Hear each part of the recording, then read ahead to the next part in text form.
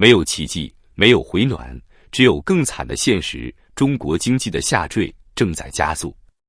国家统计局最新公布的8月关键经济数据，像一份冷冰冰的病危通知书，赤裸裸地揭示了真相：制造业产出创下1年新低，零售额跌到9个月谷底，固定资产投资更是降到除疫情外的历史最差水平。经济的疲软不再是一个阶段性波动，而是正在逐渐撕开口子，形成无法弥补的黑洞。先看工业生产，8月全国工厂和矿山的产量同比仅增长 5.2%， 这是什么概念？这是2024年8月以来的最小增幅，而路透社的预期是 5.7%。 换句话说，连经济学家最保守的乐观都被现实打碎。再看消费，零售额只增长 3.4%， 这是自2024年11月以来的最低增幅，远低于预期的 3.9%。 要知道，在中国经济赖以维系的3驾马车里，消费本来就已经疲弱，如今连最基本的增长都撑不住。最刺眼的数据还在投资端，今年前8个月，固定资产投资增速仅 0.5%， 这是除疫情肆虐的2020年之外，有记录以来最差水平。这意味着什么？意味着全国的钱袋子都在收紧，企业不愿投，老百姓不敢花，地方政府更是被债务拖得寸步难行。资本市场也给出了最直观的反馈，30年期国债收益率下跌到 2.17%， 刷新历史低点。投资者用脚投票，他们对未来失去了信心。这些数据背后是3重压力的叠加。第一重，国际环境恶化。美中新一轮贸易会谈正在马德里举行，但市场并不期待结果，因为关税休战期将在11月到期，悬在头顶的刀随时可能落下。出口受阻，中国制造的外向型模式已陷入困境。第二重，内部产业调整。中国政府近期遏制重点行业过剩产能的举措，本意是为了避免僵尸企业继续烧钱，但副作用却很快显现，工厂订单减少，机器停转，工人失业。正如《华尔街日报》所说，工业生产正被政策和天气双重夹击。第三重，房地产继续坍塌。房市的低迷已经不是周期性波动，而是进入系统性崩溃。数据显示，8月新建住宅价格环比下降 0.3%， 同比下降 2.5%。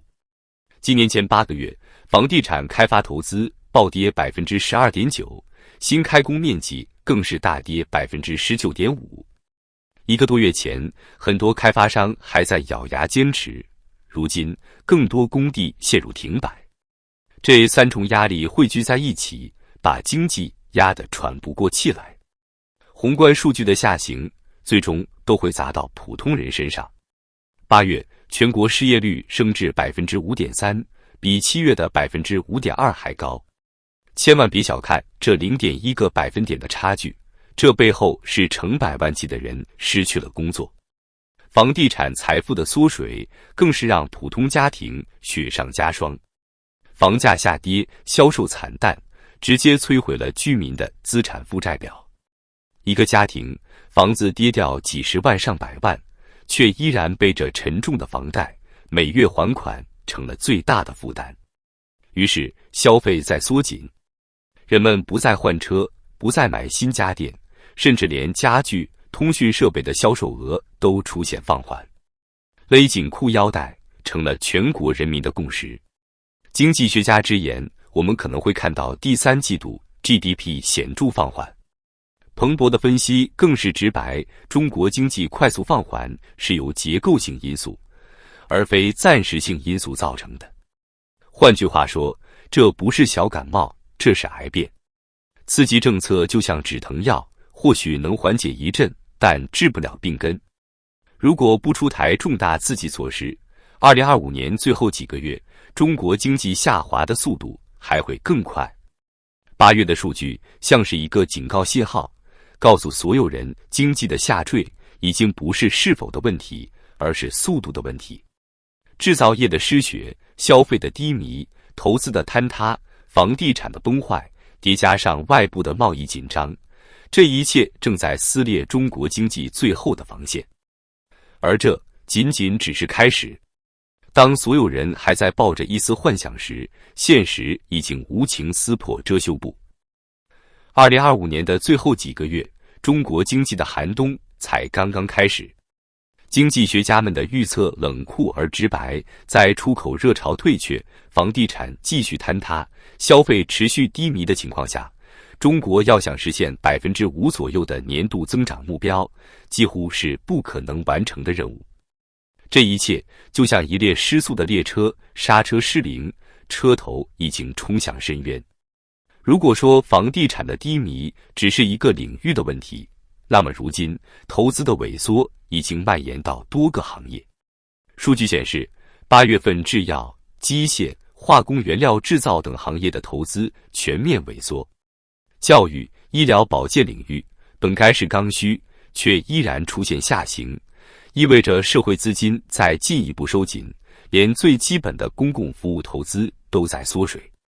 基础设施投资曾是中国政府应对下行的终极武器，可如今这根救命稻草也失效了。今年前8个月，基础设施投资增速仅 2%， 创下多年新低。制造业投资同样在下滑，设备采购降温，说明企业不愿意为未来下注。即便政府推出补贴，鼓励更新换代，效果也已越来越有限。很多企业心里清楚，买了新设备也找不到新订单。房地产依然是最沉重的拖累。1至8月，新建商品住宅销售额同比下降 7.0%， 降幅继续扩大。开发投资暴跌 12.9%， 新开工面积暴跌 19.5%。这意味着什么？意味着房地产行业已经进入死亡螺旋，没人买房，开发商不敢开工，投资减少，房价继续下跌，居民财富缩水，更没人买房。无数家庭被困在半拉子的楼盘里，交了首付却迟迟拿不到房，银行的贷款还在逼近。这一幕幕成了最扎心的社会悲剧。宏观的数字最终会化为微观的眼泪。在工厂里，订单减少，工人们面临裁员或减薪，即便留下的，也不得不接受加班不加薪的现实。在写字楼里，很多白领的年终奖已经被取消。更糟糕的是，越来越多的公司在裁撤中层岗位，一夜之间，几十岁的管理层被扫地出门，再就业的机会几乎为零。8月全国失业率升至 5.3%， 看似不高，但这只是官方数据。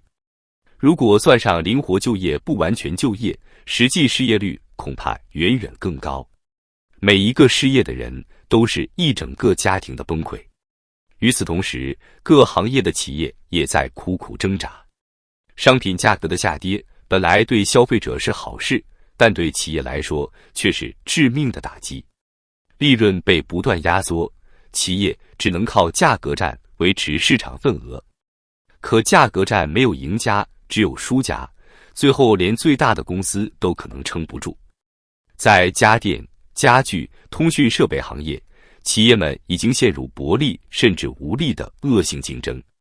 很多中小企业早已关门大吉，大厂的利润率也在持续下降。经济疲软不仅仅是数字在下滑，而是整个社会的信心在消失。更致命的是，中国正在被迫在国际谈判桌上示弱。随着中美关税休战期将在11月到期，马德里的谈判并没有带来好消息。TikTok、贸易、技术转让，每一个议题都可能成为压在中国经济头上的大山。在内部经济全面放缓的情况下，中方的谈判代表将面临更大的压力。没有强劲的经济支撑，任何谈判都是被动的。这不是选择，而是被逼到角落。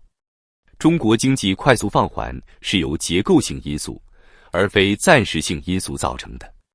换句话说，这不是外部打击的问题，而是内部已经千疮百孔。房地产不再是支柱产业，人口红利消失，消费信心崩塌，投资失去动力。所谓的5%增长目标早已成了一场幻觉。8月的数据不是终点，而是序曲。2025年最后几个月，中国经济下滑的速度只会更快。更可怕的是，不仅是 GDP 在下滑，更是整个社会的信心在加速坍塌。一个国家最怕的不是暂时的困难，而是全民的悲观，工人不敢消费，企业不敢投资，政府不敢承诺。大家都在等待奇迹，可奇迹没有出现，只有更深的绝望。而这就是当下的中国。